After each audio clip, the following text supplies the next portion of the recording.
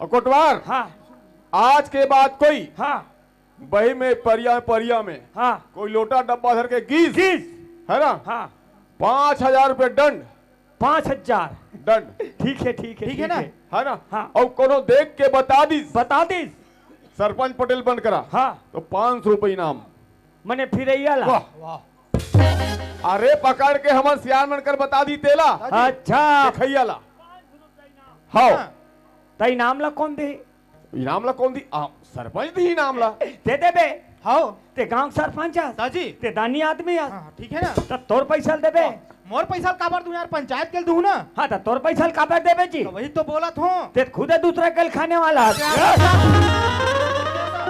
सियान बनकर से ठट्ठा मजाक करे हेले कोटवार बोल बे तो धनिया डाले कस लगते हाँ अधिक लब पार नहीं अतिक चल पार में चल। अधिक लब पार नहीं ठीक है ता बैठ के पार हूँ खड़े खड़े अरे बैठ के पार में तो कते सुनी रे कोई नहीं सुने खड़े खड़े पारना है ए, खड़े खड़े पारना है खड़े खड़े हाँ और साइज वाह अरे वैसे नहीं कहा था गा पटेल हाँ। काय हमारे गांव है बहुत बड़े है हाँ तो गली हर गली में तो घूम घूम के जाग पारना है बोला। अच्छा घूम घूम के पारना है हाँ जी हाँ जी हाँ मस्त घूम घूम के पारना ठीक है ना? एक ठनौ बात है सरपंच अरे काबा